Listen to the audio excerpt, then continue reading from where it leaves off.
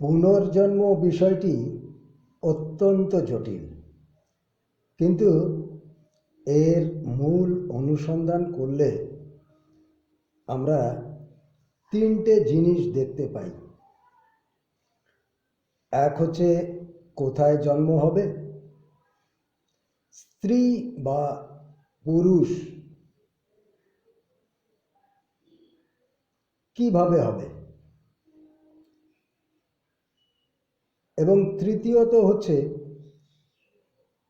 পার্থিব বন্ধনে, অর্থাৎ এখন যাদের সঙ্গে আমাদের পার্থিব সম্বন্ধ রয়েছে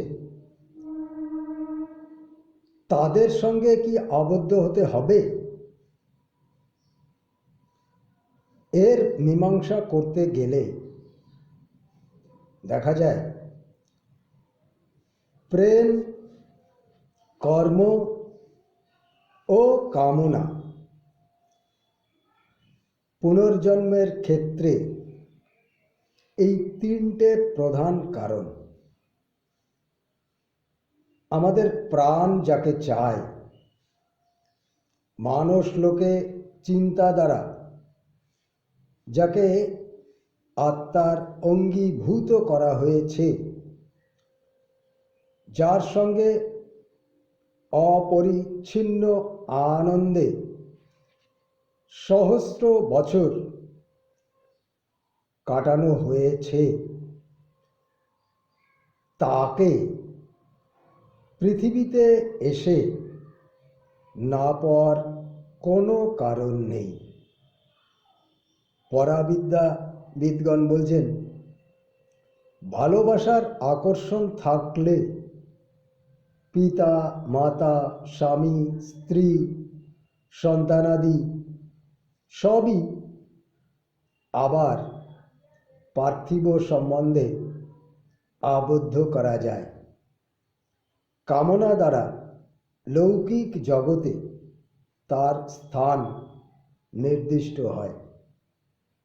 আমরা সবসময় দেখতে পাই ব্যবসায় কোনো কোনো ব্যক্তি উন্নতি লাভ করেন, সামান্য মূলধন হতে প্রচুর ধন সম্পত্তির অধিকারী হন।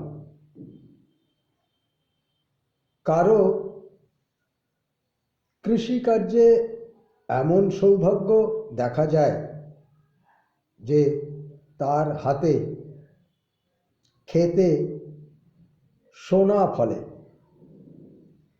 এর কারণ আর কিছুই নয়, আমাদের কামনা। আমি ধনী হব, সুখ ভোগ করব, আমি যশস্বী হব, এইসব কামনার ফলে এই বিষয়ে সেই ব্যক্তির সংস্কার দৃঢ় হয়ে যায় এবং পরজন্মে সে ওই সকল বিষয়ে সিদ্ধ মনোরথ হয়। কর্ম কিন্তু অলক্ষ্যে তার ভোগসূত্র যোজনা করে। ধন, মান, যশ, স্বাস্থ্য, সম্পদ, রূপ প্রভৃতি লাভ করেও তার সুখ হবে এমন কথা বলা যায় না। কামনা করেও সুখ লাভ করা যায় না। তার দেনা পাওনার হিসেব কর্মের খাতায় নির্ভুল রূপে লিখিত আছে। ঋণ শোধ করতেই হবে। পূর্ব জন্মে যাকে আমি বঞ্চিত করেছি, যার প্রতি আমার সঠিক কর্তব্য পালন করিনি, এখন কিন্তু আমার সেই ফল ভোগ করতে হবে। এই কারণেই আমাদের এই পারিবারিক বন্ধন সৃষ্টি হয়, অর্থাৎ আমার শত্রু নিকট আত্মীয় হয়ে জন্মগ্রহণ করে। মানুষ ইচ্ছে করলে এ জগতে তার কর্ম ক্ষয় করতে না পারলেও যাতে নতুন কর্ম সঞ্চিত না হয়, অন্তত ঋণ না বাড়ে, এমনভাবে চেষ্টা করতেই পারে। জাগতিক নিয়ম অনুসারে যদি ঋণ না বাড়তে পারে, তবে আস্তে আস্তে সঞ্চিত ঋণ শোধ হয়ে যায়।